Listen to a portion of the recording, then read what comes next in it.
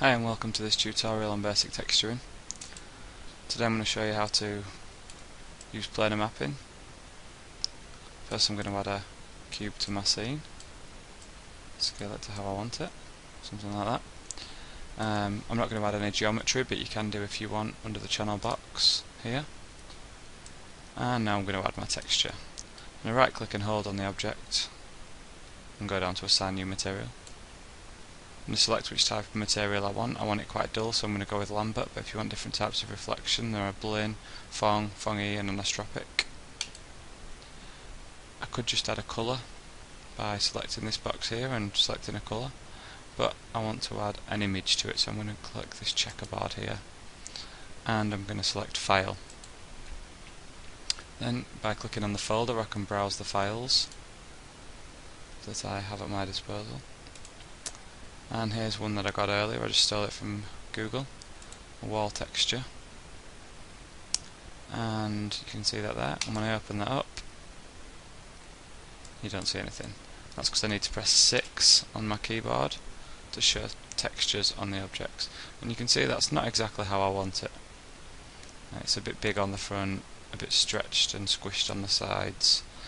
So what I need to do is then planar map this object. So make sure the object is selected, go up to create UVs, make sure you're on the polygons drop down, and select planar mapping.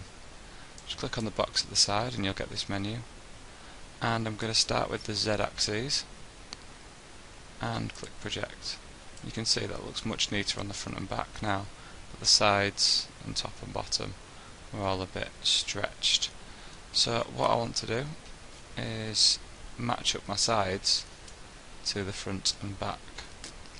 Now the way in which I do this is I'm going to select the top and hold shift and select the bottom faces, with the top and the bottom selected, and create UVs.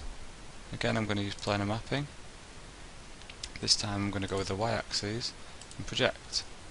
Now it's still all squished, but what I can do is I can use these handles on this tool to stretch it out to make it look how it should look in respect to the front and back.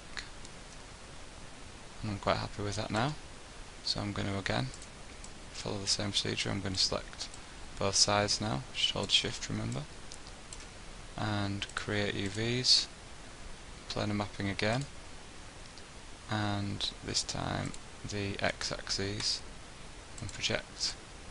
And again I'm going to grab these handles on this tool here, stretch them out until I get something around about what I want, which it looks okay. And now you can see there's my finished brick wall. There's no actual geometry added to this, it's just a flat image on a polygon. But I also have other options. I could use cylindrical mapping, spherical mapping and automatic mapping. Cylindrical and spherical are just a different way of wrapping the image around an object, as you can imagine, and automatic mapping gives us more of these handles and tools to alter the way that the flat images look on our models.